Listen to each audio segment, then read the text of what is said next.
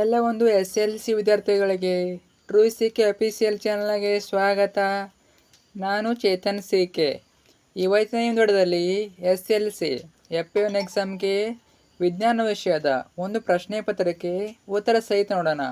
ಈ ಒಂದು question paper very important ನಿಮ್ಮ F1 ಎಕ್ಸಾಮ್ಗೆ. ಯಾಕೆ ಅಂದರೆ ಇಲ್ಲಿ ಯಾವ ರೀತಿಯಾಗಿ ಪ್ಯಾಟರ್ನ್ ಕೊಟ್ಟಿದ್ದಾರೆ, ಇದೇ ಪ್ಯಾಟರ್ನಲ್ಲಿ ನಿಮ್ಮ ಒಂದು F1 ಎಕ್ಸಾಮ್ನ ವಿಜ್ಞಾನ ವಿಷಯದ ಪ್ರಶ್ನೆ ಪತ್ರಿಕೆ ಇರ್ತದೆ. ಅಷ್ಟೇ ಮಾತ್ರವಲ್ಲ, ಇಲ್ಲಿರೋ ಪ್ರಶ್ನೆಗಳು ನಿಮ್ಮ ಎಕ್ಸಾಮ್ಗೆ ರಿಪೀಟ್ ಆಗ್ಬೋದು. ಯಾಕಂದರೆ ಎಲ್ಲ ಕೂಡ ಇಂಪಾರ್ಟೆಂಟ್ ಆಗಿರ್ತವೆ. ಓದ್ಕೊಂಡೋಗಿ ಯಾವುದಕ್ಕೂ ಎಕ್ಸಾಮ್ಗೆ ಹೆಲ್ಪ್ ಆಗ್ತವೆ. ಕೊನೆಯವರೆಗೆ ನೋಡಿ, ಸಂಪೂರ್ಣ ಕ್ವಶನ್ ಪೇಪರು ಉತ್ತರ ಸಹಿತ ಕೊಡ್ತೇನೆ. ಓಕೆನಾ? ಬನ್ನಿ ಇವತ್ತಿನ ಈ ಒಂದು ವಿಡಿಯೋನ ಶುರು ಮಾಡೋಣ. ಅದಕ್ಕಿಂತ ಮುಂಚೆ ಇನ್ನೂ ಕೂಡ ಚಾನಲ್ನ ಸಬ್ಸ್ಕ್ರೈಬ್ ಮಾಡ್ಕೊಂಡಿಲ್ಲ, ಪ್ರತಿಯೊಬ್ಬರು ಕೂಡ ಸಬ್ಸ್ಕ್ರೈಬ್ ಮಾಡ್ಕೊಳ್ಳಿ. ಯಾಕೆ ಅಂದರೆ ನಮ್ಮದು 10th SLC ಅನ್ನೋ ಎಕ್ಸಾಮ್ ಮುಗಿಯೋವರೆಗೆ ಎಲ್ಲ ವಿಷಯಗಳು ಪಾಸಿಂಗ್ ಪ್ಯಾಕೇಜ್ಗಳು, ಸ್ಕೋರಿಂಗ್ ಪ್ಯಾಕೇಜ್ಗಳು, ಇಂಪಾರ್ಟೆಂಟ್ ಕ್ವಶನ್ ಪೇಪರ್ಗಳು ಮತ್ತು ಎಕ್ಸಾಮ್ಗೆ ಬರುವಂಥ ಕ್ವಶನ್ಗಳು ಎಲ್ಲವನ್ನ ಇದೊಂದು ಚಾನಲ್ ಆಗ್ತೀವಿ. ಅದರಿಂದ ಪ್ರತಿಯೊಬ್ಬರು ಕೂಡ ಮಿಸ್ ಮಾಡದೆ ಚಾನಲ್ನ ಸಬ್ಸ್ಕ್ರೈಬ್ ಮಾಡ್ಕೊಳ್ಳಿ. ನಿಮಗೆ ಗ್ಯಾರಂಟಿ ಚಾನಲ್ಲು ಯೂಸ್ ಆಗೇ ಆಗ್ತದೆ. ಮಾಡಿದ್ರಾ? ಹಾಗೆ ವಿಡಿಯೋನ ಲೈಕ್ ಮಾಡಿ ಮತ್ತು ಎಲ್ಲ ಫ್ರೆಂಡ್ಸ್ ಶೇರ್ ಮಾಡಿ, ಎಲ್ಲರಿಗೂ ಶೇರ್ ಮಾಡಿ. ಅವರಿಗೂ ಕೂಡ ಈ ಒಂದು ಕ್ವಶನ್ ಪೇಪರ್ನ ಕಳಿಸಿ. ಇದು 2ನೇ ಸೆಟ್ ಕ್ವಶನ್ ಪೇಪರು. ಈಗಾಗಲೇ ನಿಮ್ಮ ಚಾನಲಲ್ಲಿ 1ನೇ ಸೆಟ್ ಹಾಕಿದ್ದೀನಿ. 1ನೇ ಸೆಟ್ಟು F1 ಎಕ್ಸಾಮ್ಗೆ ವಿಜ್ಞಾನ ಹಾಕಿದ್ದೀನಿ. ಇದು 2ನೇ ಸೆಟ್ಟು.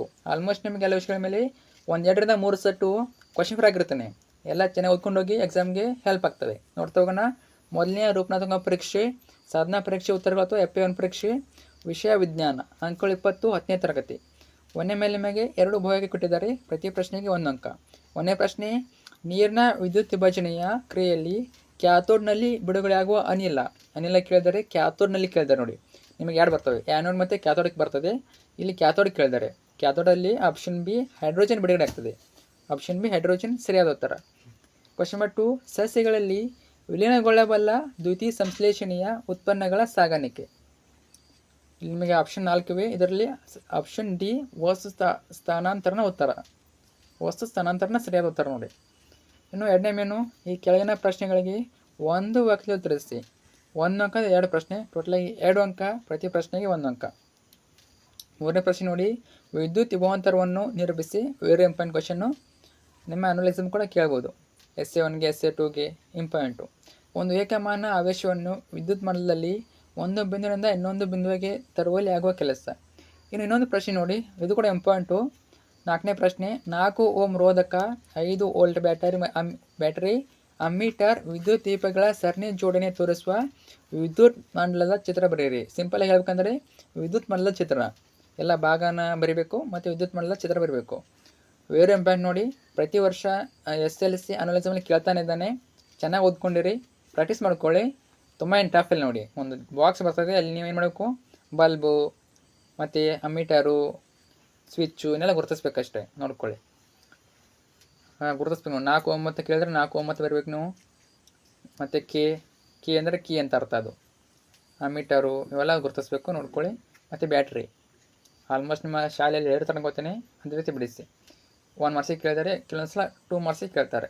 ಇನ್ನು 3ನೇ ಮೇನು, ಈ ಕೆಳಗಿನ ಪ್ರಶ್ನೆಗಳಿಗೆ 2-3 ವಾಕ್ಯ ಉತ್ತರಿಸಿ. 2 ಅಂಕದ 3 ಪ್ರಶ್ನೆ, ಟೋಟಲಾಗಿ 6 ಅಂಕ, ಪ್ರತಿ ಪ್ರಶ್ನೆಗೂ 2 ಅಂಕ. ಪ್ರಶ್ನೆ 5, ವಿದ್ಯುತ್ ಮಂಡಲದಲ್ಲಿ ವಿದ್ಯುತ್ ಉಪಕರಣಗಳನ್ನು ಸರಣಿ ಕ್ರಮದಲ್ಲಿ ಜೋಡಿಸುವ ಬದಲು ಸಮಾಂತರವಾಗಿ ಜೋಡಿಸುವುದರ ಆಗುವ ಪ್ರಯೋಜನಗಳೇನು? ಉತ್ತರ, ವಿದ್ಯುತ್ ಉಪಕರಣಗಳನ್ನು ಸಮಾಂತರವಾಗಿ ಜೋಡಿಸಿದಾಗ ಸಮಾಂತರ ಮಂಡಲವು ವಿದ್ಯುತ್ ಉಪಕರಣಗಳ ಮೂಲಕ ಹರಿಯುವ ವಿದ್ಯುತ್ ಪ್ರವಾಹವನ್ನು ವಿಭಜಿಸುತ್ತದೆ. ಒಂದು ಘಟಕ ವಿಫಲವಾದರೆ ಮಂಡಲವು ಮುರಿದು ಹೋಗುವುದಿಲ್ಲ. ಸಮಾಂತರ ಮಂಡಲದಲ್ಲಿ ಒಟ್ಟು ರೋಧವು ಕಡಿಮೆಯಾಗುತ್ತದೆ. ಆದ್ದರಿಂದ ವಿದ್ಯುತ್ ಉಪಕರಣಗಳು ಅವುಗಳ ರೋಧಕಕ್ಕೂ ಗುಣವಾದ ವಿದ್ಯುತ್ ಪ್ರವಾಹವನ್ನು ಪಡೆಯುತ್ತವೆ. ಇನ್ನು 6ನೇ ಪ್ರಶ್ನೆ, ಕಾರಣ ಕೊಡಿ ಪ್ರಶ್ನೆ ಕೇಳಿದರೆ. ಪ್ರಶ್ನೆಗೆ ಎ, ಮಾನವನ ಹೃದಯದ ಹೃತ್ಕುಕ್ಷಿಗಳು ದಪ್ಪ ಭಿತ್ತಿಯನ್ನು ಹೊಂದಿವೆ. ಇನ್ನು ಬಿ, ಸ್ತನಿಗಳು ಮತ್ತು ಪಕ್ಷಿಗಳಲ್ಲಿ ಆಕ್ಸಿಜನ್ ಯುಕ್ತ ಮತ್ತು ಆಕ್ಸಿಜನ್ ರಿಕ್ತ ರಕ್ತವನ್ನು ಪ್ರತ್ಯೇಕಿಸುವುದು ಅವಶ್ಯಕ. ಉತ್ತರ ನೋಡಿ, ಆಪ್ಷನ್ ಎಗೆ ಉತ್ತರ. ಕ್ವಶನ್ ಎಗೆ ಉತ್ತರ, ಹೃತ್ಕುಕ್ಷಿಗಳು ರಕ್ತವನ್ನು ಹಲವಾರು ಅಂಗಗಳಿಗೆ ಪಂಪ್ ಮಾಡಬೇಕಾಗಿರುವುದರಿಂದ. ಬಿ, ನಮ್ಮ ದೇಹದ ಉಷ್ಣತೆಯನ್ನು ಕಾಪಾಡಿಕೊಳ್ಳಲು ಅಧಿಕ ಶಕ್ತಿಯ ಅವಶ್ಯಕವಿರುವುದರಿಂದ. ಇದಾದಮೇಲೆ ಈ ಪ್ರಶ್ನೆಗೆ 7, ನೀರಿನ ವಿದ್ಯುತ್ ವಿಭಜನೆಯಲ್ಲಿ ಉಪಯೋಗಿಸುವ ಉಪಕರಣದ ಚಿತ್ರವನ್ನು ಬರೆಯಿರಿ. ಈ ಕೆಳಗಿನ ಭಾಗಗಳನ್ನು ಗುರುತಿಸಿ. ಗ್ರಾಫೈಟ್ ದಂಡ, ಕ್ಯಾಥೋಡ್. ಇದು ಕೂಡ ಇಂಪಾರ್ಟೆಂಟ್ ನೋಡಿ. ನೀರಿನ ವಿದ್ಯುತ್ ವಿಭಜನೆಯ ಚಿತ್ರ. ಮತ್ತು ಇನ್ನೊಂದು ಪಾಯಿಂಟ್ ಹೇಳ್ತೀನಿ ನಿಮಗೆ, ತುಂಬ ಜನ ಏನು ಮಾಡ್ತೀರಾ, ಚೆನ್ನಾಗಿ ಚಿತ್ರ ನೋಡ್ಕೋತೀರ, ಚಿತ್ರ ನೋಡ್ಕೊಂಡು ಏನು ಮಾಡ್ತೀರಾ, ಚಿತ್ರ ನೋಡ್ಕೋತೀರ, ಆದರೆ ಏನು ಮಾಡ್ತೀರಾ, ಅಲ್ಲಿನ ಭಾಗ ನೋಡ್ಕೋದಲ್ಲ. ನೋಡಿ ಇನ್ನೊಮ್ಮೆ ಹೇಳ್ತೀನಿ, ಭಾಗ ಬೇರೆ ಇಂಪಾರ್ಟೆಂಟು. ನಿಮ್ಮ ಎಕ್ಸಾಮಲ್ಲಿ ಕೇವಲ ಚಿತ್ರ ಕೇಳೋದಿಲ್ಲ, ಒಂದು ಚಿತ್ರದ ಜೊತೆಗೆ ಭಾಗ ಕೇಳ್ತಾರೆ. ಅದರಿಂದ ಪ್ರತಿಯೊಂದು ಚಿತ್ರ ಆದಮೇಲೆ ಅದರ ಭಾಗ ನೋಡ್ಕೊಳ್ಳಿ. ಅರ್ಥ ಆಯ್ತಾ?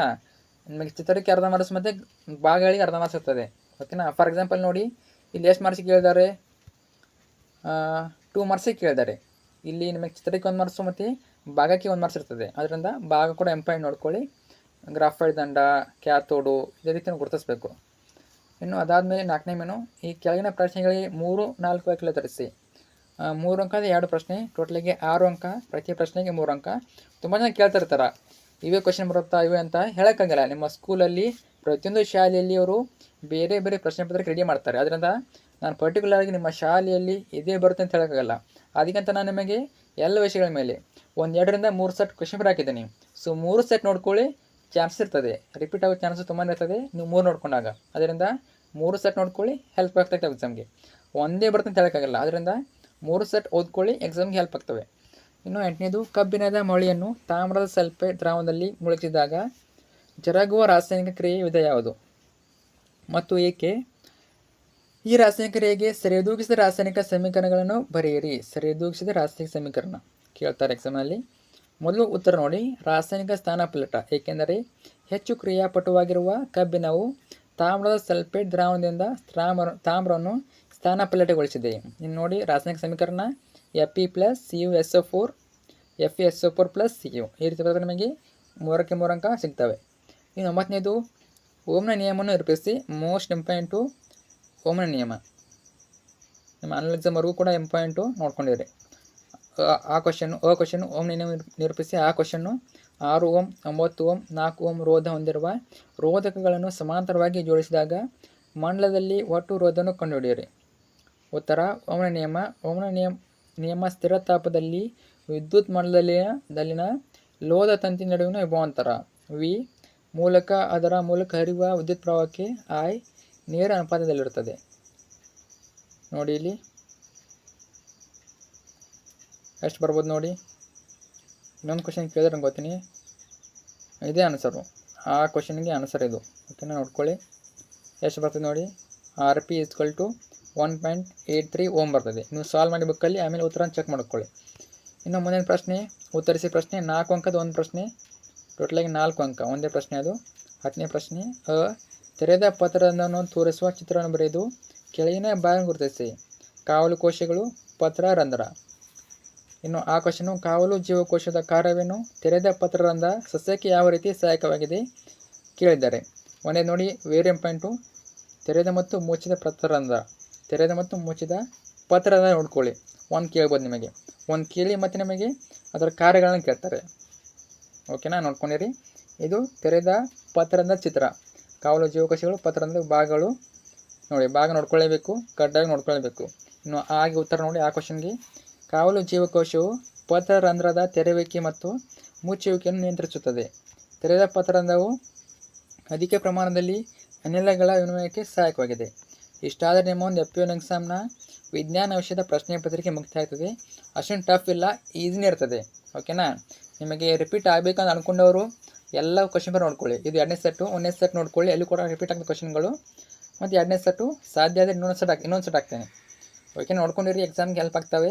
ಇದು ನಾನು ಹೇಳ್ತಾ ಇರೋದು ಕೇವಲ FP1ಗೆ ಮಾತ್ರ ಅಲ್ಲ, ನಿಮ್ಮ ಆನ್ಯುವಲ್ ಎಕ್ಸಾಮ್ ಮುಗಿಯೋರು ಕೂಡ ರಿಪೀಟ್ ಕ್ವಶನ್ಗಳು ಅರ್ಧ ವರ್ಷಕ್ಕೆ ಬರ್ತವೆ. ಆನ್ಯುವಲ್ ಎಕ್ಸಾಮ್ ರಿಪೀಟ್ ಆಗ್ತವೆ. ಚೆನ್ನಾಗಿ ಓದ್ಕೊಳ್ಳಿ ಮತ್ತು ಕಮೆಂಟ್ ಮಾಡಿ. ನಿಮಗೆ ಈ ಒಂದು ವಿಷಯ ಬಿಟ್ಟು ಬೇರೆ ಯಾವ ವಿಷಯದ ಪ್ರಶ್ನೆ ಪತ್ರಿಕೆ ಕಮೆಂಟ್ ಹಾಕಿ. ಕಮೆಂಟ್ ಹಾಕಿದರೆ ನಿಮಗೆ ಗೊತ್ತಾಗ್ತದೆ, ನಮಗೆ ಕೂಡ ಕಮೆಂಟ್ ಹಾಕಿ. ಓಕೆನಾ ಫ್ರೆಂಡ್ಸ್? ಶೇರ್ ಮಾಡಿ. Thanks for watching.